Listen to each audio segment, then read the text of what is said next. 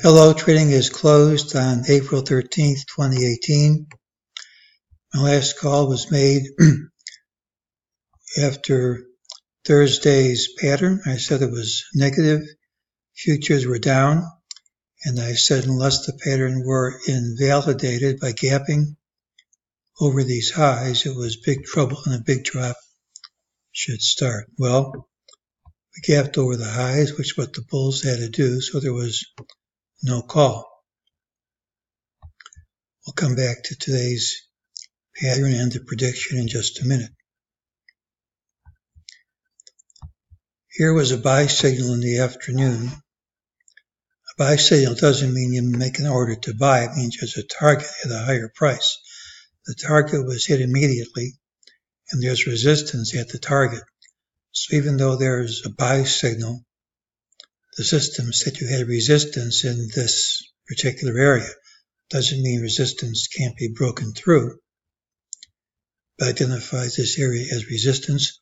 Also says a drop isn't ready to start at this time. When it came here, the move was identified as starting too soon, but this move wasn't too soon. It didn't have to retrace. So far it hasn't.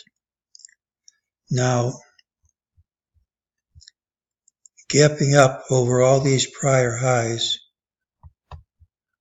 and not being able to hold on to any of them. Here's your close. That's negative. And it leads to lower prices unless we gap up and promptly take out this high. But dropping all day long and closing over all these lows, including the early one, is positive. And it's negated if we promptly take out this low. So we have conflicting signals. Commonest thing is we gap outside the range. Next most common is we close a little change Monday. We have the big move Tuesday.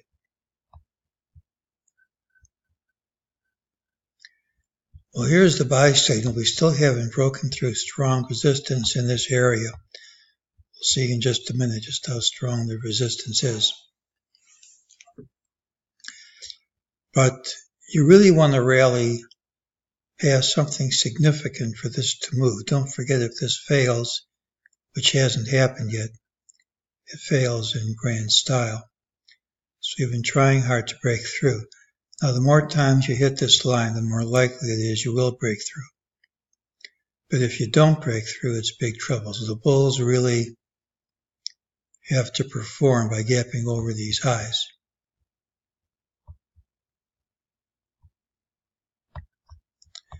There are a number of ways you can count this. I still think this could be interpreted as an ending diagonal triangle. Here could be your A, B, C, D, and there'd be one more fling up. But if someone said this was ABC, and that was your wave blue C, and that completed red 2, I couldn't really argue with you. We started dropping here with conviction. You have to believe it. It hasn't happened yet. Now, why is it so hard to break through this resistance area?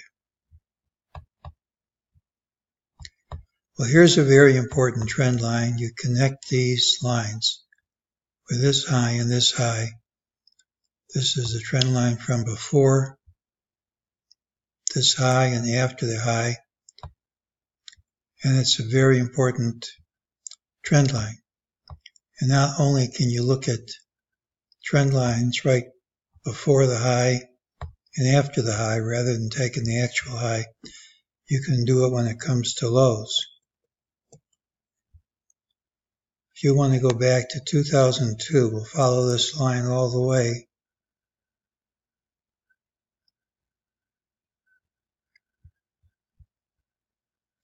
This is the low in 2009, I should have said. And here's the low before it, and here are the lows after it. So you'll see it's a perfect fit on the trend line. And that's why there's such strong resistance there. This is a trend line which really started back in 2008, almost 10 years old. And if things are as negative as I think they are for the rest of this year, I'd prefer if we didn't break strongly above this trend line. So holding in this area is pretty significant for me. If it doesn't really kill anything, but it would make a lot clearer picture if we stopped around here.